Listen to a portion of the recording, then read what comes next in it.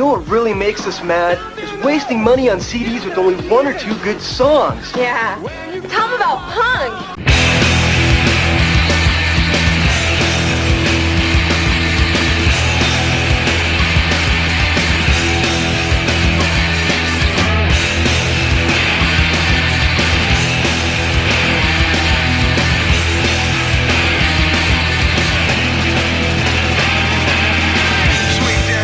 What's up, posers? Welcome to Punk Lotto Pod. I am your co-host, Justin Hensley. Ah, damn it.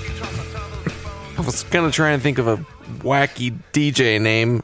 I'm your other co-host, Dylan Hensley. Whatever. DJ Mad Dad. There we go. Oh, off to a brilliant start. We just recorded for like an hour and a half for our Patreon. Mm-hmm. Plug that right here at the top. Absolutely. Patreon, for $1, you can get bonus audio every week. I'd buy that for $1. It's patreon.com/punklautopod.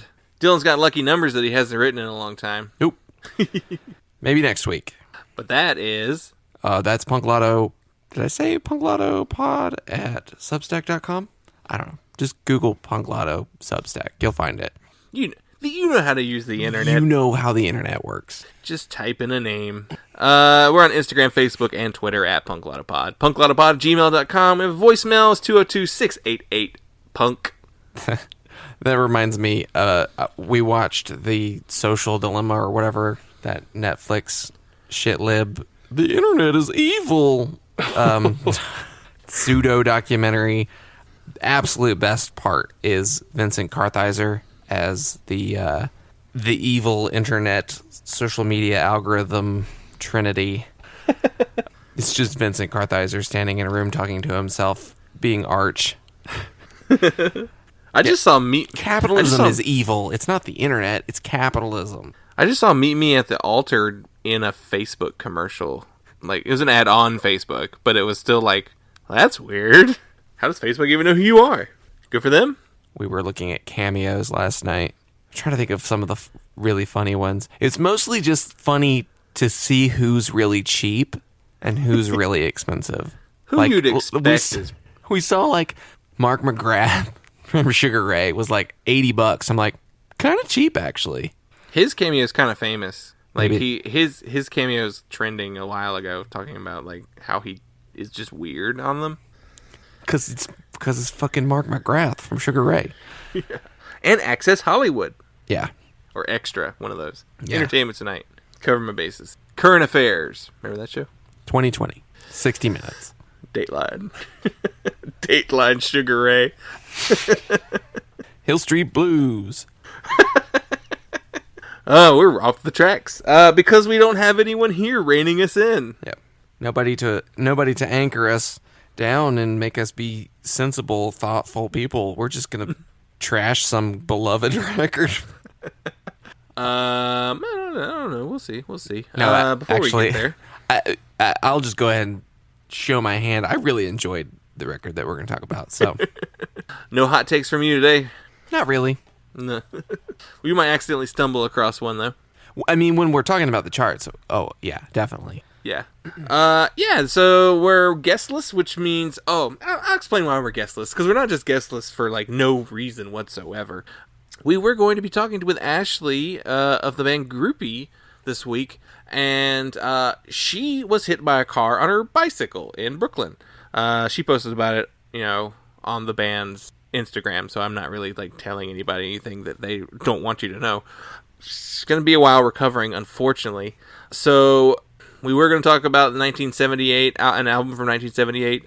We'll save that for whenever she's healthy and feels like she can do it again, because I really, really want to talk about that record with her. In the meantime, go buy Groupie's record. I don't know who's shipping that out. Hopefully it's not her. Well, if it is, it's worth waiting for. Yeah, wait for it. It's a great record. Absolutely. One of my favorites of the year. I hate that it happened, but, she should be okay, Yeah. This will be going up to like 2 weeks from now, so yeah. So we kind of debated doing a couple different things. We thought, we could scramble and try and find one of our friends to come on, but I didn't want anybody else to feel stressed by like trying to pick an album and then like having something to say about it in less than 24 hours. Yeah. We don't want to subject our friends to the high stress situation of last minute cramming on a record. Not only cramming on it, but then they would have to pick it too. Yeah.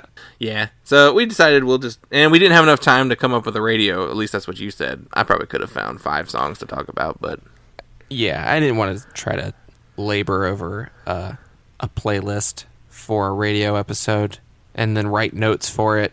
It's much easier for me to wing it and talk about a beloved record. A record that that I listened to this afternoon. I think we've done enough of these that I think we've figured out how to do them solo. Yeah. In a way that makes sense and is not like weird and just us taking too much time to do stuff. So yeah, what we decided to do was we're going to do a solo record. So we're going to go old school. So using a number generator in the Rate You Music Punk charts, we choose one album from that year for us to talk about. We picked 1986 because it's a year we've only covered one other time.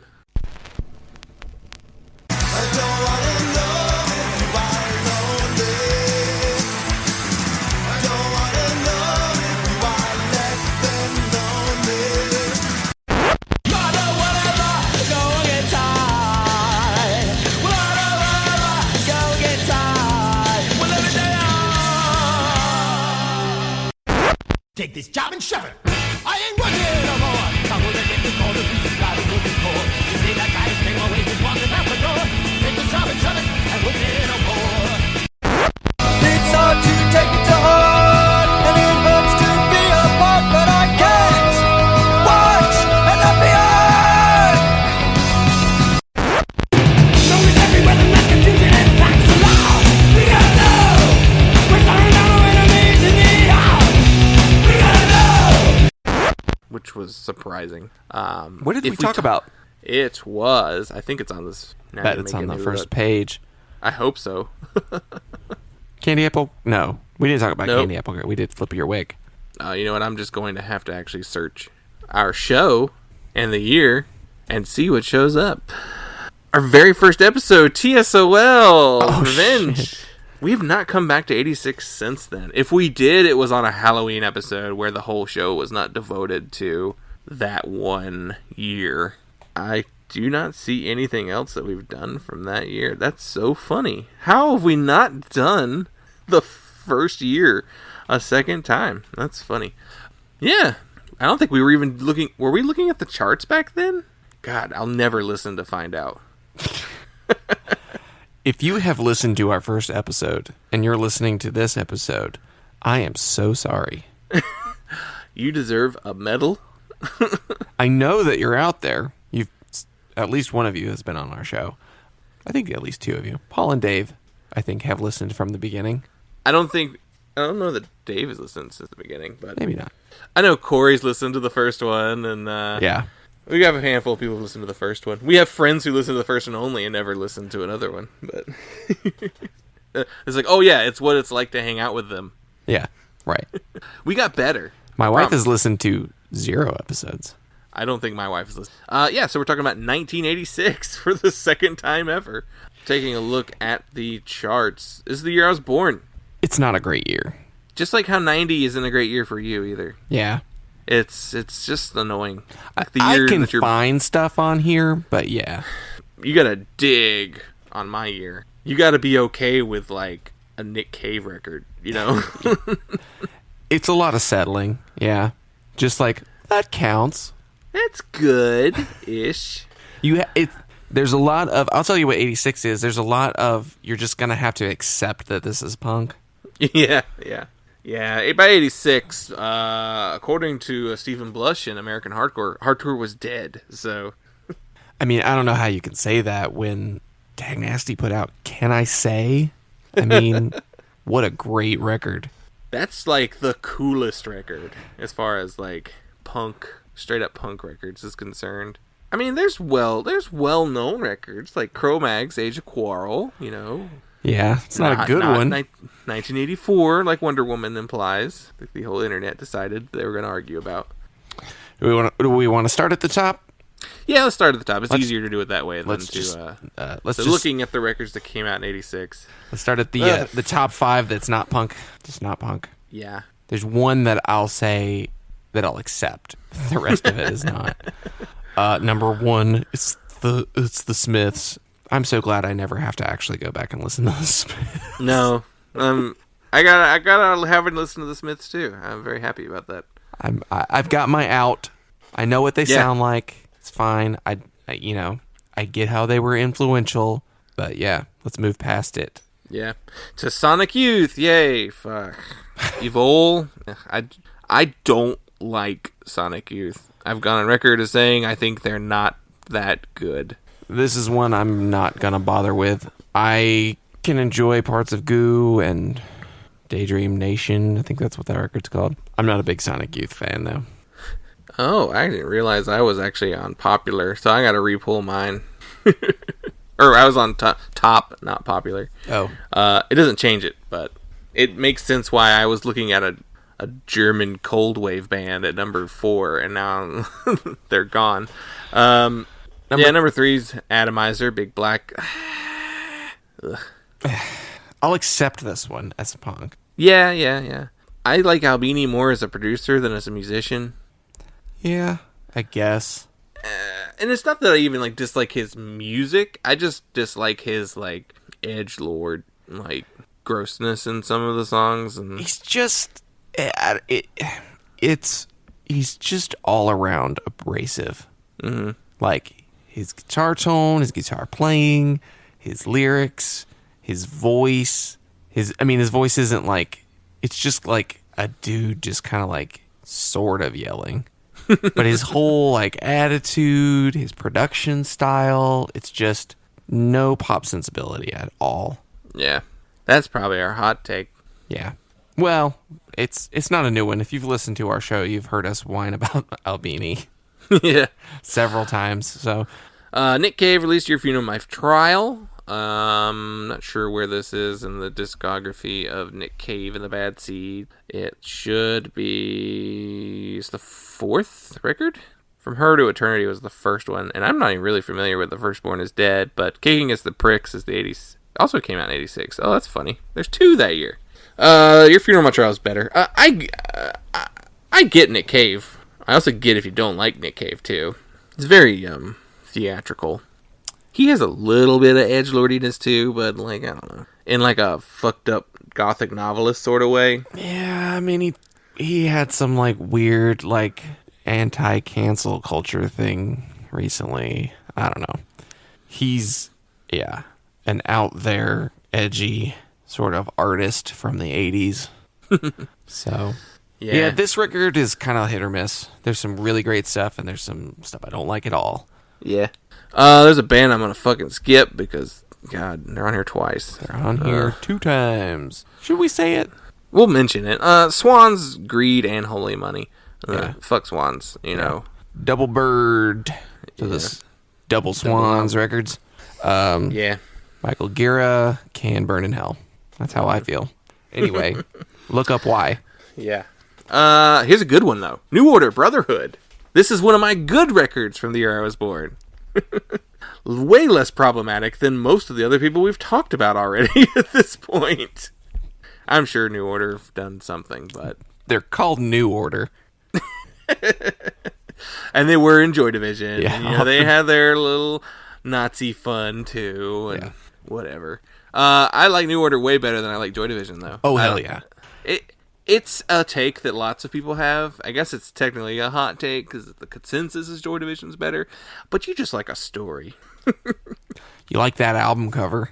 Yeah, I like Joy Division too, but New Order's more fun. And maybe that's the difference. Not that they're even a fun band, but comparatively. Yeah. They're that Cold Wave band's back. They didn't go too far. Why is that so popular? Because it's Rate Your Music. Yeah. Punishers. The Chameleons, Strange Times. Do you know this Chameleons record? I've heard stuff from it.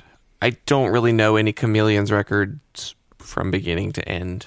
I want to say I set the work radio on the Chameleons one time, which was weird because I guess I was listening to a record on the way to work, And then I went inside and I put it on that station at work. And then I came back like 2 days later and it was still on that station. I couldn't believe it.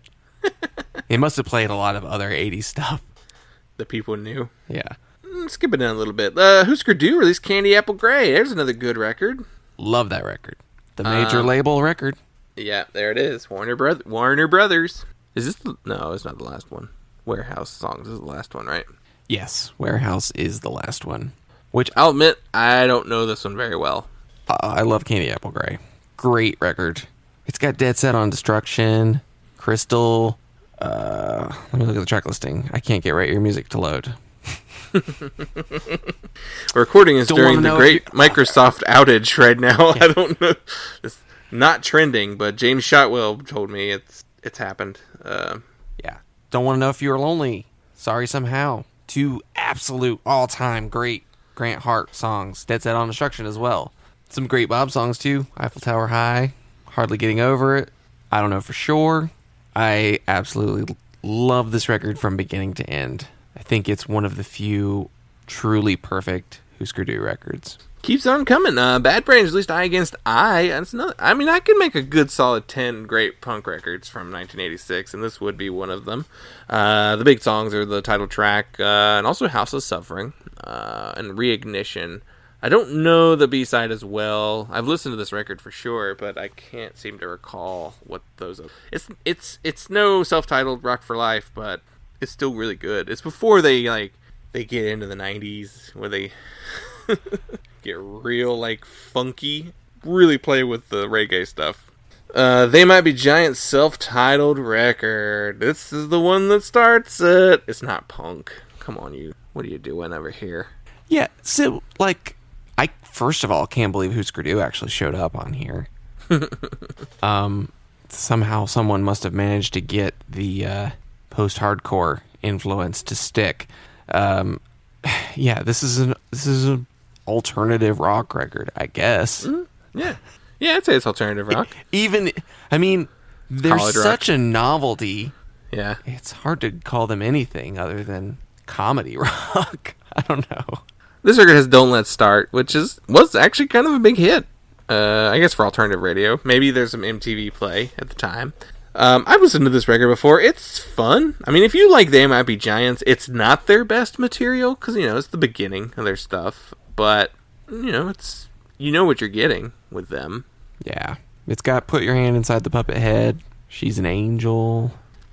1986 is also Bedtime for Democracy by the Dead Kennedys. One of the good 86 punk records, even though it's the worst Dead Kennedys record. This is where we're kind of straining to find good ones. Good grief. What's on this? Anarchy for Sale? Take This Job and Shove It. Rambozo the Clown? Yeah. Oof. Yeah, it's not. You're in Macho dire straits Insecurity. when the best song on a Dead Kennedys record is a Johnny Paycheck cover. Yeah, it really is. Chicken Conformist has a higher rating than other songs. I don't remember what that one sounds like. This record's too long, too. Yeah. Oh, yeah. Is that 21 tracks? What? Ugh. Thanks, Jello. You're welcome, fellas.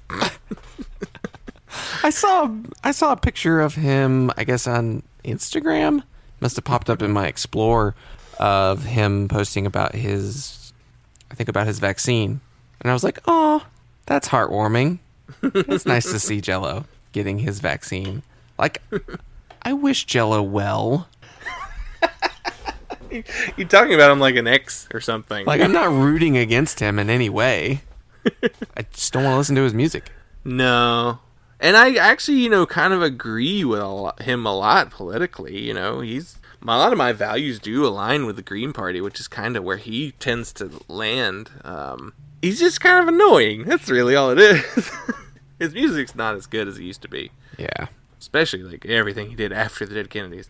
The Fall released Bend Sinister. Don't know where this one lands in the Fall discography. I like it. Have you listened to it? Not the whole thing, but I've heard songs from it that I really enjoy. So I have a feeling that this is one that when I listen to it, will rank pretty highly in their discography. This is immediately after This Nation's Saving Grace. and I think it's pretty close to on par with that record. See, a lot of stuff I have no opinion on. A lot of jangle pop. I'm not familiar with that Church record. Animal Boy by Ramones. Yeah, what's on Animal Boy? Anything? Is this one of the ones that's like, there's one song? That probably is that. Unfortunately, the site is so fucking slow. Yeah, my brain is hanging upside down. Oh, wow. But, that's the one. Somebody It was put a something single, in my too. drink. Yeah. I remember I read something that said, Animal Boy is the Ramones trying to show Black Flag that they can rock too. Yeah, this is them trying to respond to... Honestly, I think they're trying to respond to heavy metal more than to hardcore. I don't think the Ramones knew who Black Flag was back then. No. I think they were trying to keep up with metal. Mm-hmm. Which... Mainstream music. Which, makes sense because Johnny was always trying to push them to be a harder band. Which, it's not what we want from the Ramones. No. The Cramps released a date with Elvis. I haven't got to that one yet. That's on my to-do list of getting into the Cramps later discography. I passed all my entry-level Cramps records, but I needed to study more for my secondary Cramps. Fire Hose released Ragin' Full On. Man, as much as I love the Minutemen, Minutemen are top 5 all-time favorite bands for me. I just can't find it in me to really enjoy the Fire Hose. This record's good, though.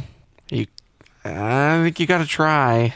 I don't think I like that guy's voice. The guy who does the D. Boone parts. Now. He's really not... Yeah. He's too smooth. He's not D. Boone, and that's he the problem. plays like him. Yeah. But Brave Captain's great. Chemical Wire is great. There's some really good songs on here. I don't know. I think you gotta try. You just gotta try. Listen to the first 2. Iffin. In fact, maybe one? even jump to Iffin, because that's the second one, and that one's, I think, better. I do. I may have always been stuck on Iffin and not gotten into it. I mean, I'm not deep into Fire Hose. I don't love everything. I don't know anyone who is, really. I think they were one of those bands that, bass players are. What? I said bass players are. I feel like they're one of those bands that everybody was just like, yeah, you keep going, Fire Hose. We loved the Minutemen. I feel like that's why Fire Hose has, so many records. I love Mike Watt. Yeah. I don't really want to listen to most of his posts. No. I'm not listening to solo Mike Watt. I'll listen to Fire Hose. Sam Hain put out November Coming Fire.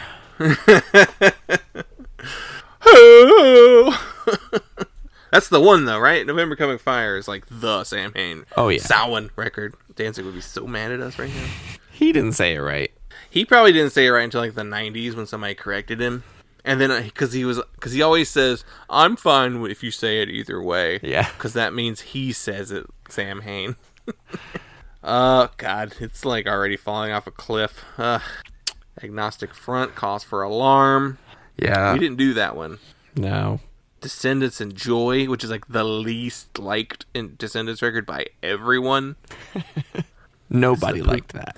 It's the poop joke record. Yeah. It's the toilet paper on the album cover. I Will Stand by Land of the Lost by Wipers. Good record. Wipers never made a bad record. Don't listen to anyone who says they did. Greg Sage forever. Sig Sputnik Swanet was the record I actually originally landed on, which you can hear us talk about on the Patreon if you really want to get into it. But it is a very silly record. Henry Rollins, Hot Animal Machine. Way better than Henrietta Collins. This one I don't think is nearly as problematic. Does this have Ghost Rider on it? I have this LP. Stupid thing's not loaded. Yeah, so it's the pre-Rollins band. Yeah. Music that he did. It's I mean, it's basically the Rollins band. It is the same members, right? a lot of them, yeah. Yeah. Much better than drive-by shooting, though. Oh, yeah. Hot Animal Machine, yeah, I mean, basically just sounds like Rollins band. Yeah, it's got Ghost Rider on it. It's the faster Ghost Rider cover, because then he redid it with Rollins Band on the Crow soundtrack. This one is kind of plays it just fast in general, which kind of goes against the original, but you know. There's Yeah, anything and, you know. by the Damned, full on goth rock Damned. It's just not good. Like, I think that's the worst Damned record. Yeah. It's too slick too. I don't know. It just bums me out. Because I'm actually someone who will say Phantasmagoria is a good record, you know? Yeah. There's a D Cruisin' record, October File. I have not listened to it, but I would wager that it is good. Because D Cruisin' are pretty good.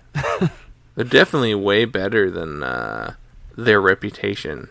I mean, they don't really have a bad reputation. It's just they're not like one of the talked about bands from this time period.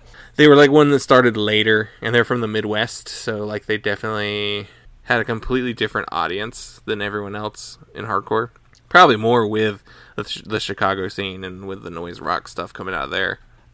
There's a Shonen Knife record, Pretty Little Baka Guy. That's their 4th record. Go sign up to our Patreon and hear me go off about Shonen Knife. Yeah. We're getting all the plugs in on the Patreon. I bet we'll get a new sign up. People who are interested in our opinions on Sig Sig Sputnik and Shonen Knife will definitely like this episode. There's interesting stuff. I do want to go ahead and I want to throw out there. There's a Fishbone record, In Your Face. I'm not very familiar with it, but it is worth mentioning. But yeah, I don't think it predates Truth and Soul, which is the big one. It's probably neat, but not like as strong. Eat Your Paisley by the Dead Milkmen. We've talked about how they're not actually a good band. Right. Burning in Water by Moving Targets. Hey, I need to listen to that record. I need to go back. I've heard some of it, but I really need to go back and dig into that band because they're really good now, and everything I've heard from back then was really good as well. Made to Be Broken by Soul Asylum. Writing the Replacements and Hüsker Du Coattails. They were the band that like basically opened every show. Like all of the Minneapolis Twin Cities shows, like they're that band that played first for years and years and years, and then they outlasted them all and got their day in the 90s.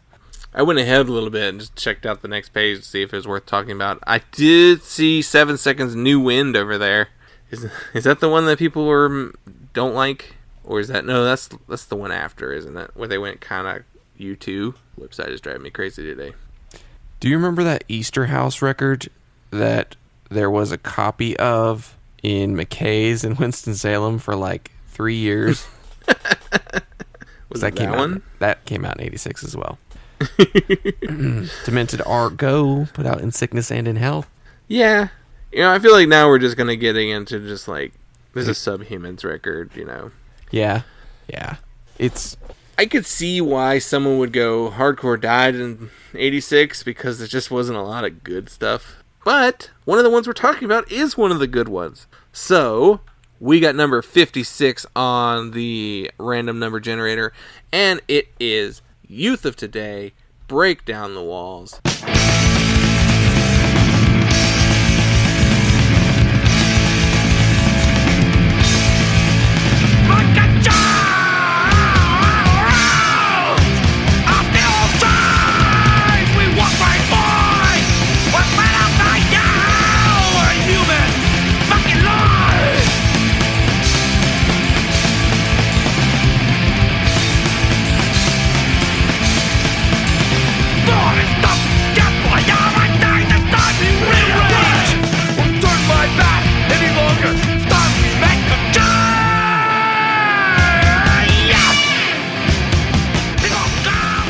Yes, Youth of Today, Break Down the Walls from... Youth of Today were from Danbury, Connecticut, originally. They formed in 1985. They later moved to New York City, where they helped develop the Youth Crew subgenre of hardcore. This record was released on Wishing Well Records and later reissued on Revelation. The personnel on this album is Ray Cappo on vocals, John Porcel on guitar, Richie Birkenhead on guitar, Craig Satari on bass, and Drew Thomas on drums. Produced by Dan Nicholas, whose only other big credits are Bold and Underdog. So, Youth of Today, before this episode, did you have an opinion on Youth of Today? Not a strong one, no. You'd heard them before. Yeah. Knew what they sounded like in a hazy way, in a way that I know what every Youth Crew band sounds like. Always thought of them as not as good as Gorilla Biscuits or Minor Threat, a band that you're probably only really into if you're straight edge. But yeah, this record's great. This record is really good. Like, and I probably knew that. Like, I didn't have like a lingering like negative opinion of them or anything. Like, I wouldn't have been like, oh yeah, that record sucks, like just to be like a hot take talking shit like often will about New York hardcore in particular. But I mean knowing that they're a Youth Crew band, I know what their influence is on hardcore in the 90s and on bands that I absolutely love, like Lifetime and Painted Black and etc. So yeah, I didn't have a strong opinion, but a favorable, if vague, opinion.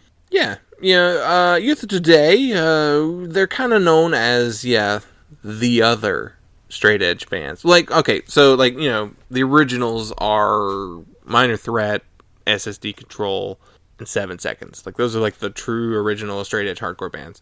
And then between Youth of Today and Gorilla Biscuits, they're considered the second wave. And the Youth Crew subgenre is a whole thing. The Youth Crew itself was just Ray and John and their friends, and they were all straight edge kids, and they were all jocks. That's my favorite part. They were all the Letterman jackets in hardcore and the X on the Swatch watch. That's them. They were all buff dudes. In reality, I don't think Ian Mackay would have liked them. No. Though they did play with Fugazi. They were more from the SSD Control school of hardcore, straight edge.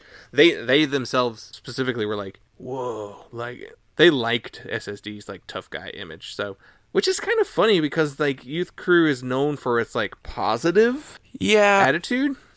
Yeah, that's the thing. I don't have the feeling SSD. I'm y'all are just hockey violent shitty dudes. Youth of Today and most of the Youth Crew stuff, I'm very physically fit, but in a I want to empower myself way, I guess. Not because I want to beat people up. Not in a Cro-Mags way. Yeah. Which Cro-Mags were part of the reason why they kind of blew up in New York. For some reason, the Cro-Mags liked them, which is funny because the Cro-Mags are not straight edge. Yeah, if it wasn't for them, then they maybe wouldn't have had the good time. They basically were nobody really messed with us when we were in New York, which is funny because a lot of people, I was reading this pretty long article that talked a lot about the fashion and the look of the Youth Crew straight edge scene and them when they went to New York. Part of it is it was a reaction to the punk scene at the time, which they were it's very drug heavy, drunk heavy. It's still from the CBGB CD, everybody's drunk or on something era. Well, and it was New York in the 80s, which was an awful place to be. Yeah. So their whole thing was we don't want to be like them. We don't want to drink, we don't want to smoke, we don't do anything like that. We don't want to be fucked up. And there is a sanctimoniousness. They definitely give off a "we're better than you" vibe on some of these songs. There's definitely some judgmental stuff going on some of these lyrics. It's really hard to claim straight edge as a group and not come across as a holier than thou, at least a little bit. Mm-hmm. It's the social dynamic, especially that that gives it that, where it's we're all in on this. Instead of it's yeah, he's straight edge, one guy in the band, Yeah.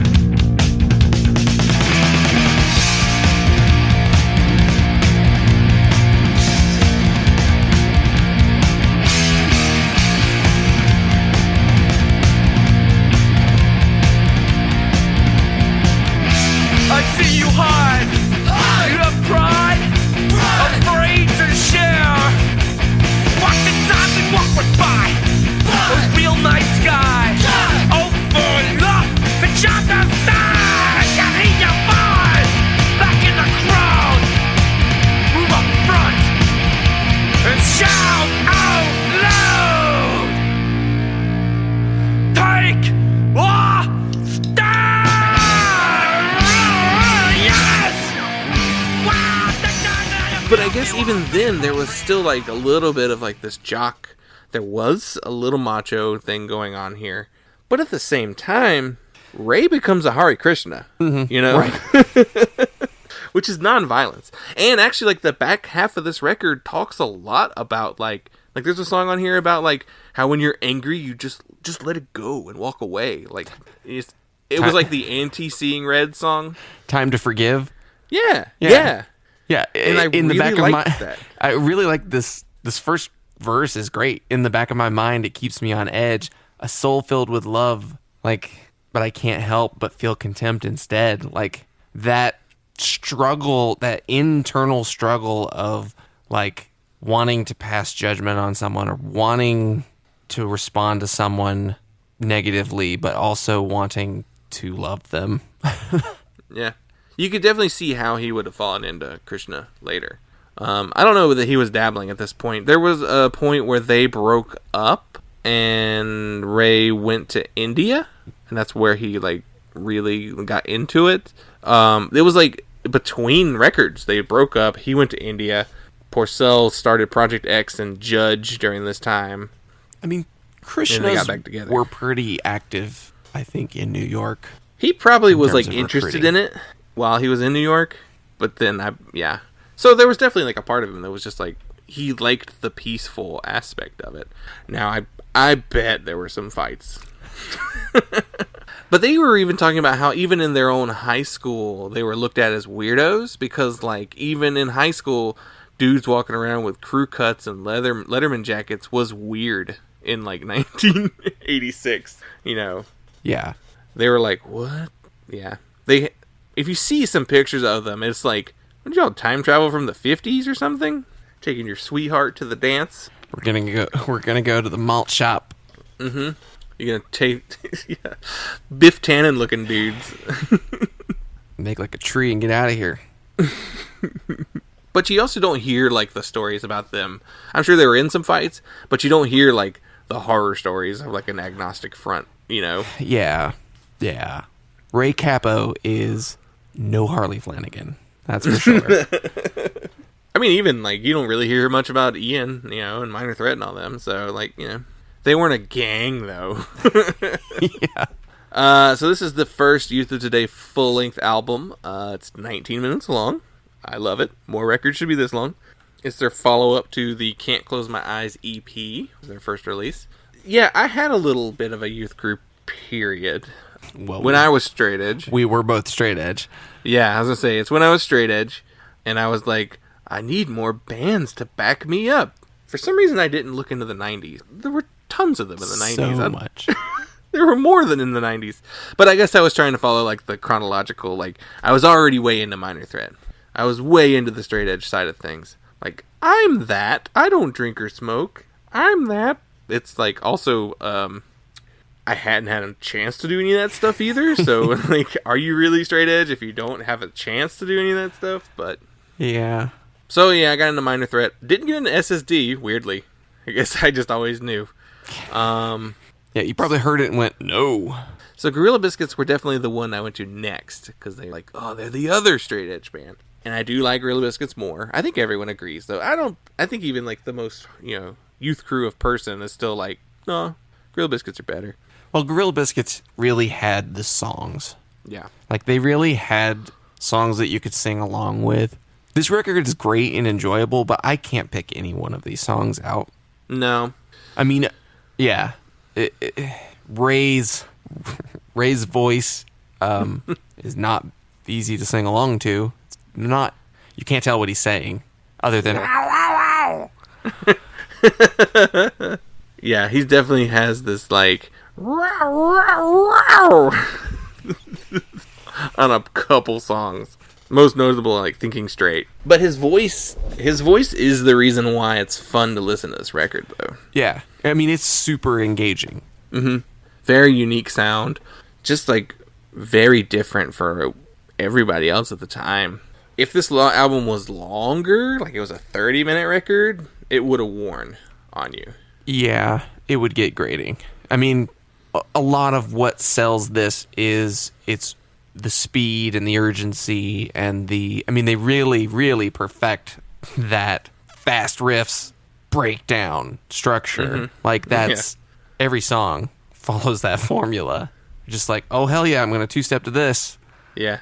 Yeah, like the first 3 tracks are just like these fun, fast-paced. They've got like a little bit of the hardcore scaling, but we've like kind of evolved past like the early LA hardcore sound that everyone else was doing. Yeah. The riffs aren't like dan, dan, dan, dan, dan, dan, dan. It's more like like they realize that you need to play the chord really fast. Yeah. But then like even the drumming is really fun on this record. They do a lot of like starting off slow and then double timing it, you know, once the verse starts. You know, Honesty is the first, I don't know. They all kind of like Take a Stand and Honesty, like they start kind of slow, and One Family, like they'll start kind of slow, but then pick up like pretty quickly. One Family is one of the longer songs, so is Break Down the Walls. Overall, the Break Down the Walls is probably one of the more mid to pace tracks in general. A lot of gang vocals. Were gang vocals very prominent? I guess 7 Seconds probably had some. I bet Youth Brigade even had a bunch too, because they were inspired by Youth Brigade too. Like their positive mental attitude, and weirdly they don't really talk about Bad Brains influence, but they weren't straight edge, so. Definitely not. And then they slow down the middle of the record, which I wonder too if how that it would have broken up some of the slowness by flipping the record halfway through. But then like the back half is just fast. Like just Time to Forgive through Free at Last are like Positive Outlook, Standing Hard. Those are faster tracks and they're kind of short. Free at Last, it's pretty short too. Yeah. And then the last track, Youth of Today, it's a little longer. Does Shout It have a make me want to shout sort of thing going on? I think it's in the lyrics in Ray's way. Man, his lyrics are simple, but they really are very meaningful. Not on this stage to take up space. I'm here to communicate face to face. Like that's, yeah, I don't know. There are a couple tracks where I was just like, all right, come on, man. Like, what's a good one? Stabbed in the Back. It's a song about getting stabbed in the back. I feel like only teenagers write songs about getting stabbed in the back. That's not a thing that like adults sing about. Yeah, I mean, or if you do, it's like a relationship. But this is about your bro stabbed you in the back. Yeah, but I don't know what you could have possibly done. I guess it was just a bunch of fucking lies. Fucking lies.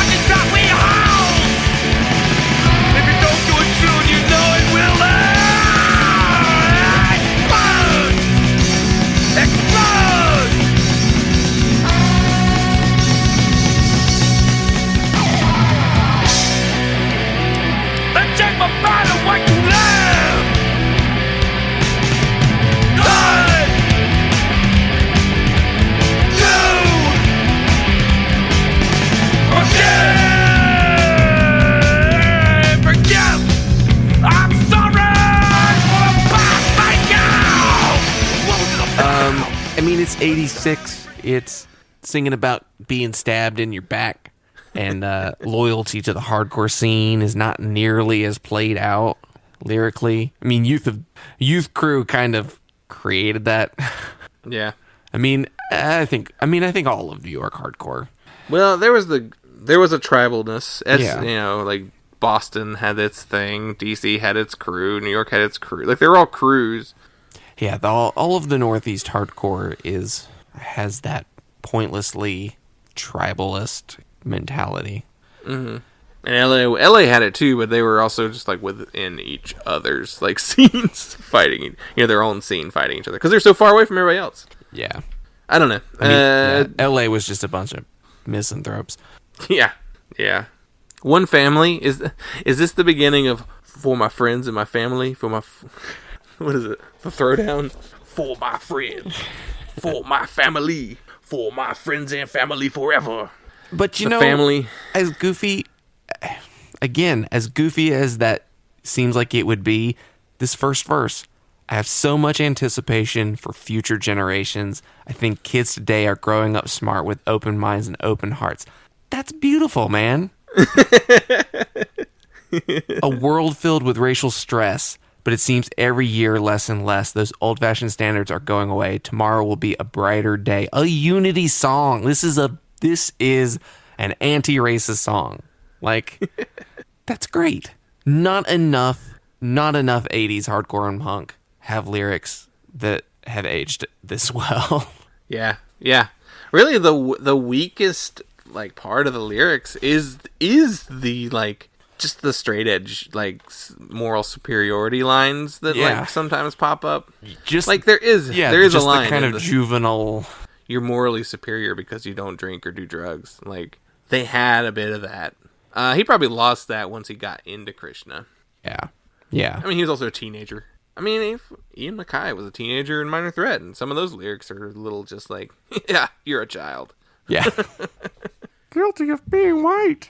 Yeah. Oof. That is something a dumb teenager says. Oh, yeah. And if you're an adult, you're a racist. Right. But I didn't do it. It's forgivable for teenage, early 80s Ian MacKaye to sing that. Yeah, I don't think you get away with it. You can't do that now. No. You can't be a teenager now. The only thing you could is if you're like... Well, you get one shot. If you don't have the emotional development to realize saying something like that is fucked up. Teenagers are kind of, monsters. Yeah, I mean, straight edge has, and still to this day, one of the biggest reasons that mentality lost its appeal to me is the fundamental lack of understanding about addiction and mental illness and how powerful the social pressure to participate in a drug culture or an alcohol culture really is, especially to a young person, or to people in working class, really hard jobs that just want to take the edge off of their life. And to be like shitty about someone's coping mechanism or mental illness is, I don't know, it's pretty gross. Yeah. I think that's too why you don't tend to see a lot of straight edge people, or even people who aren't. That's why so many straight edge people drop out before 30, you know? Because you get to a point where either you're just like, why am I not doing it? Do I just really not want to? Which is fine. Yeah. I mean, I have plenty of friends who are straight edge who are like still straight edge who are like, they just don't want to do it. And that's fine. And they're not trying to like, they're not knocking beers out of your hand at shows or anything. And I don't want to discredit anyone who who sees the value in the social structure of an identity, who has, recovered from addiction, and that having a mentality of claiming your sobriety as part of your identity, like that is very powerful and helpful for those people. So I don't want to at all discredit that. So right, and there is something to be said for straight edge in your teenage and early 20 years, because that is when it very easily can become a problem and get away from people. Like that's the time period in their life where it really gets away from a lot of people. So like being this opposing voice of like, going to college and getting drunk all the time, that's kind of standard for a lot of people's college experience. So like being like this alternate voice that says you don't have to do that. Yeah. It's great too. I mean, you need a counter voice.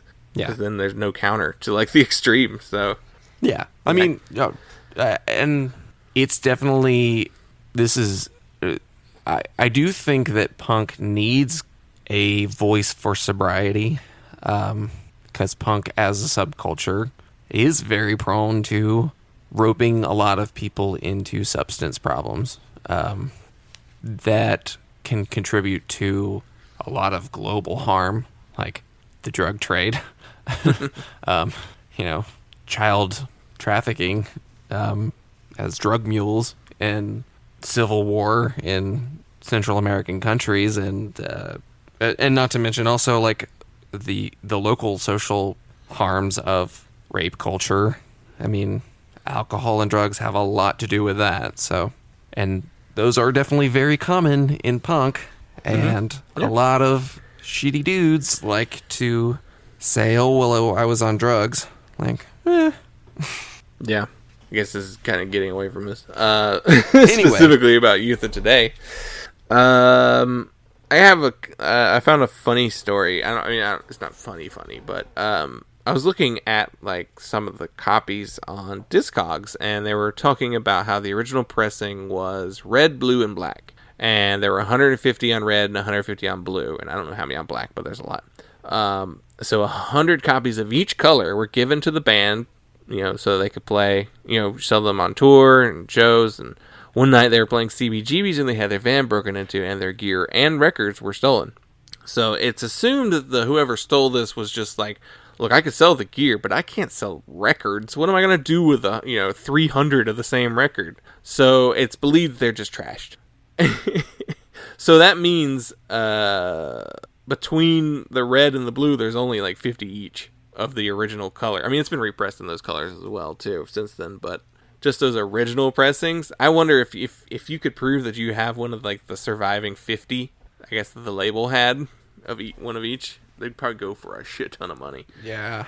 But it's just like, it's so funny to see, like, I mean, not funny, it sucks they had all that stolen from them, but God, bands have always had it rough on tour. Like, Yeah. getting their stuff stolen is just so common while you're playing a show or you're sleeping that night. What's the Jawbreaker lyric? We can be the next group that you rob. Yeah. I mean, that's riding around in a van with a bunch of expensive stuff. Yeah. It's a risk. Yeah, you kind of need somebody, like, depending on where you are, you kind of need somebody just to be like, all right, who's going to be the eyes on the van Yeah. during the show? I will take first watch. Yeah. Yeah, that idea, though, is terrifying. Like, especially if you have, like, man, I would not want to tour with anything sentimental. No. Like, any guitar that's, like, important to you. Like, Only take the stuff that, like, if you were to wreck or get it stolen, like, you'd be mad and upset. yeah. But your insurance can replace it, and Yeah. it'll be the same. But don't take anything that's, like, super Don't take your first important. guitar. Something super important to you. Yeah. I mean, obviously bands can't go buying like new guitars all the time just for one tour, but you end up with a guitar on the road for 10 years, it's going to be sentimental. Yeah. Yeah. So, Ray, would go on to form Shelter and Better Than 1,000, as well as a few other bands. Porcel also played in Bold, Judge, and Project X. Richie was in Underdog and Into Another. Drew was also in Bold and Into Another and Walking Concert. Oh. Craig was in Sick of It All, Agnostic Front, and the Cro-Mags. And Walter joined the band after the record. So Walter from Gorilla Biscuits and later Quicksand and, right. Rival Schools. Yeah. He joined after this. And I think he's on the 88 record. He's not on this one. He joined for the tour, though, which is kind of cool. I think Richie left, I think is what happened. He's the second guitarist left. No, it's the bass player. So it would be... yeah, Walter played bass on the next record. Craig left, yeah. Probably to go play in, like, Agnostic Front or Cro-Mags or something like that. Sick of It All. I think he helped start Sick of It All. After the youth crew... after Youth of Today were done, they've done reunions. They broke up in 1990. They've done a bunch of reunions since then, festivals and stuff like that. I guess I just didn't follow them to Shelter. Shelter's weird. I don't really like Shelter that much. I don't really love Quicksand either, though, which is a hot take, I guess, but we've mentioned it before. Yeah. I was always like, I like Civ. I like Civ's more fun. I probably ultimately like Quicksand more than Civ, but not by a lot. I'll take Rival Schools, which, here's a hot take for you, also kind of boring. Especially later. Yeah. But, Brick on the Walls is a good record. It's really fun. It's better than their second record. The second record is probably more, musically challenging than this one, but it doesn't have the urgency. It doesn't have the fun, I don't think. It's a little longer, but actually it's only like a minute longer, though, so it doesn't really matter that much. Just something about this record just feels more like this is the one to listen to. If you have to pick one, this is the one to go with. Overall, I really like the record, though. I've always liked it. Yeah. Did we win? Yes. Definitely. Yeah. Well, unless you have anything else you want to say. It's a short record, so it's kind of hard to talk about the music itself. A lot of songs sound the same. I guess this is like a drawback. Yeah. I mean, yeah. Aspects of the straight edge elements don't age well. Yeah. The songs really all do sound the same. But it's short. Yeah. And if you like the first song, you'll like all of them. Yeah. It's the upside of all of the songs sounding the same. It's not always a bad thing. Right. You're not going to get bored. You might get bored halfway through, but you're not going to be like, I don't like this song. They just don't have the sing-along aspect to really clinch it. But that'll do it for us, I believe. We did all of our social media plugging up top. We normally ask our guests to shout out a charity. We always say shout out mutual aids programs, especially like, bail funds. Anything like Stop AAPI, Asian American Pacific Islander. Hate groups are definitely very recommended to send money to. I'm trying to think if there's something else. I guess it'll be kind of dated at this point, but nothing. I mean, we're recording this after the day after the Trans Day of Visibility. It's always worth talking about the needs of that community. Oh, yeah. Who is Scott Fugard sending money to? It's definitely for Arkansas. Yeah. I mean, as we speak, multiple states in our country are proposing laws to harm trans people, particularly trans youth. Please be vocal against that. Call your state reps, your governors, whoever. Tell them to cut that shit out. Protect trans youth. The one that Scott at Fly on the Call specifically was raising money for is intransitive.ar, which is specifically for folks in Arkansas.